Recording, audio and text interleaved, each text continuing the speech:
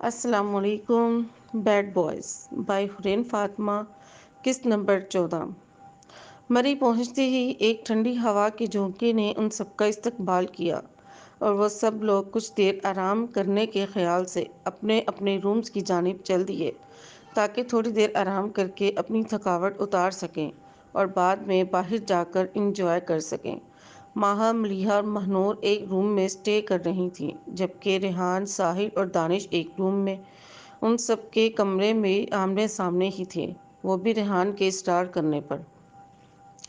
ریحان نے یہ سب کچھ صرف اور صرف ماہا اور جواد کو ایک دوسرے سے دور رکھنے کے لیے کیا تھا۔ اسے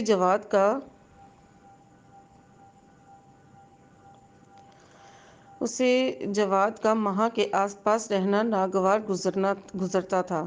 ماہا کا جواد سے ہنس ہنس کر باتیں کرنا اسے زہر لگتا تھا۔ بھائی، آپ کو بھی ان ڈائنوں کے سامنے والا روم ملا تھا کیا؟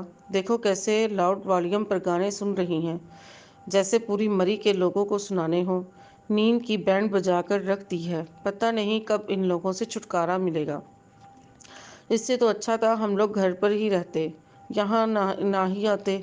گانوں کی آوازیں دانش کے کانوں میں پڑ رہی تھیں اور اس کی نیند خراب ہو رہی تھی، اس لیے وہ غصے سے بول اٹھا، کوئی بات نہیں، کچھ دنوں کی ہی تو بات ہے، ایڈجسٹ کر لو۔ کہتے ساتھ ہی ریحان نے اپنے کانوں میں ہینڈ فری لگا لی، جس کا مطلب صاف تھا کہ وہ اب کوئی بحث نہیں چاہتا۔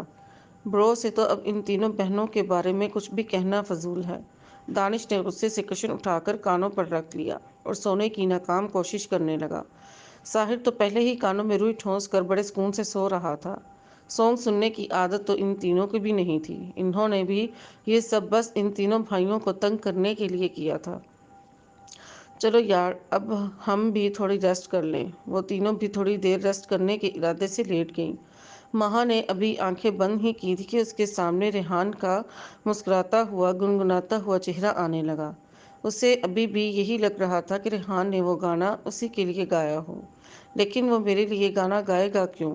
ماہا نے پٹ سے اپنی آنکھیں کھولیں اور سوچنے لگی، کیوں نہیں گا سکتا؟ اس کے دل کے اندر سے کہیں آواز آئی، میں نے کہہ دیا نا نہیں گا سکتا تو نہیں گا سکتا۔ کیا نہیں گا سکتا؟ یہ کیا بولے جا رہی ہو؟ اس دفعہ ماہا کی آواز تھوڑی اونچی تھی، اس لیے ملیحہ اور مہنور کو بھی سنائی دے گئی۔ کچھ نہیں، سو جاؤ تم دونوں، گڈ نائٹ۔ ماہا کے کہنے پر دونوں کندھے جھکا کر پھر سونے کے لیے لیٹ گئیں۔ یہ کیا کر رہی ہو ماہا؟ پاگل ہو گئی ہو کیا تم؟ یاد نہیں ہے تمہیں وہ تمہارا دشمن ہے، اس لیے چپ چاپ سو جاؤ۔ ماہا نے خود کے دماغ میں آنے والے خیالوں کو جھٹکا اور الارم لگا کر خود بھی لیٹ گئی۔ ریسٹ کرنے کے بعد تمام اسٹوڈنٹس پھر ایک بار تیار ہو کر نیچے ہال میں آ کر جمع ہو گئے تھے، لیکن اس بار سب نے سردی سے بچنے کے لیے جیکٹس پہنی ہوئی تھیں، کیونکہ اب ان لوگوں کا باہر کہیں جا کر گھوم کر آنے کا ارادہ تھا۔ ہمیشہ یہی تینوں بہنیں لیٹ ہوتی ہیں، ساحر گھڑی کی طرف دیکھتے ہوئے بولا، کیونکہ اب بھی ماہا، مہنور، ملیحہ اور جواد کے علاوہ سب اسٹوڈنٹس وہاں موجود تھے۔ کوئی بات نہیں، آ جائیں گی۔ ریحان آرام سے موبائل یوز کرتے ہوئے بولا، ہاں آ جائیں گی، جب 80 کلو کا میک اپ منہ پر تھوپ لیں گی۔ دانش ہنستے ہوئے بولا۔ دانش کی بات پر ریحان نے اسے گھور کر دیکھا۔ ابھی بھی وہ دانش کو ہی گھور رہا تھا اور اس کی نظر ماہا اور اس کے ساتھ ہنس ہنس کر باتیں کرتے آتے جواد کے اوپر پڑی تو وہ اندر تک سلگ گیا۔ میں بھی کہوں، یہ بچھو ابھی تک آیا کیوں نہیں؟ میرے پیار پر ڈنک جو مارنے گیا ہوا تھا، ریحان غصے سے بولا اور جواد اور ماہا کی طرف بڑھ گیا۔ کیا مٹک مٹک کر آ رہی ہو؟ دیر ہو رہی ہے، جلدی چلو۔ ریحان غصے سے ماہا کا ہاتھ پکڑتے ہوئے اسے جواد سے کافی دور باقی سب اسٹوڈنٹس کی طرف لے آیا۔ تو تمہیں کیا مسئلہ ہے؟ میں جیسے مرضی آؤں؟ تم اپنے کام سے کام رکھا کرو اور دوبارہ مجھے ٹچ کرنے کی ضرورت نہیں ہے۔ ماہا غصے سے اس کے ہاتھ سے اپنا ہاتھ چھڑواتے ہوئے بولی۔ جواد بھی مسکرا کر آ کر سائڈ پر کھڑا ہو گیا۔ تمہارے سارے مسئلے اب مجھ سے شروع ہو کر مجھ پر ہی ختم ہوتے ہیں۔ ریحان اس سے بھی زیادہ غصے میں تیز آواز میں غرایا۔ غلط فہمی ہے تمہاری مسٹر ریحان۔ ماہا غصے سے اس کے پاؤں پر پاؤں مارتی دوسری سائڈ پر جا کر کھڑی ہو گئی۔ جنگلی عورت! ریحان کے کہنے پر ماہا کے چہرے پر مسکراہٹ پھیل گئی۔ یہ بڑا چوزا کچھ زیادہ ہی ماہا کے آس پاس نہیں گھوم رہا آج کل؟ مہنور ریحان کی طرف دیکھتے ہوئے بولی۔ ہاں میں بھی کچھ دنوں سے نوٹ کر رہی ہوں، مریحا بھی کچھ سوچتے ہوئے بولی۔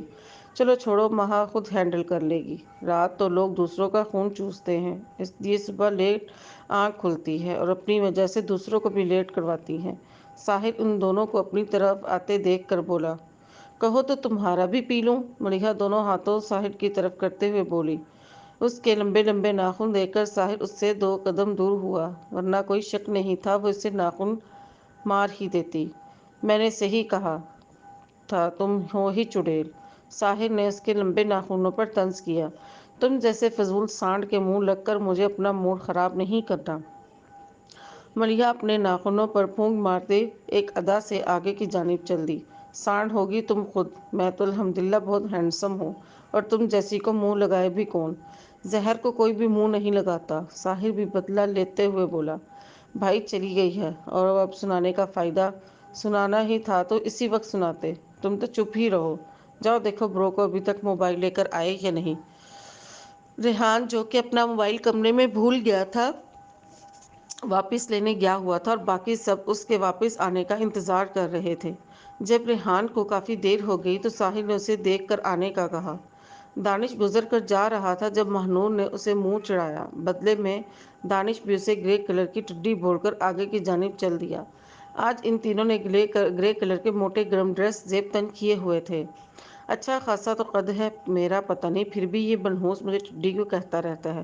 مہنور نے اپنے 5 فٹ 3 انچ قد کی طرف دیکھتے ہوئے بولی۔ چھوڑو یار، بندر کیا جانے ادرک کا سواد۔ تم ٹھیک کہہ رہی ہو۔ تھوڑی دیر بعد ریحان بھی آ گیا تو وہ سب گھومنے کے لیے روانہ ہو گئے۔ اس دوران ریحان مہا اور جواد ایک دوسرے سے دور رکھنے کی ہر ممکن کوشش کر رہا تھا۔ جان بوجھ کر مہا سے باتیں کرنے کی کوشش کرتا، لیکن مہا مسلسل اسے اگنور کر رہی تھی۔ باہر ہلکی ہلکی برف باری ہو رہی تھی، برف نے ہر چیز کو چھپا رکھا تھا۔ وہ تینوں بہنیں نیچے بیٹھ گئیں اور برف کا گھر بنانے لگیں۔ دیکھتے ہی دیکھتے برف کا وہ گھر ٹوٹ گیا، جس کی وجہ سے مہنور اور ملیحا کا منہ اتر گیا، لیکن شاید وہ نہیں جانتی تھیں کہ اس برف کے گھر کی طرح ان کا اپنا گھر بھی بہت جلد ٹوٹنے والا ہے۔ کوئی بات نہیں میری شہزادیوں، برف کا ہی تو ہے گھر تھا، چلو آؤ تھوڑی مستی کرتے ہیں۔ مہا برف کا گولا بنا کر آنکھ ونک کرتے ہوئے بولی۔ وہ جو دوسری طرف منہ کر کے کھڑے تھے، اچانک سے اپنے اوپر برف کے گولے برستے دیکھ جلدی سے پیچھے مڑ کر دیکھا، جہاں وہ تینوں انہیں دیکھ کر مسکرا رہی تھیں اور نیچے جھک کر اور برف اٹھانے کے در پر تھیں۔ اچھا یہ بات ہے تو ان لوگوں نے بھی برف کے گولے بنا کر ان کے اوپر برسانا شروع کر دیے۔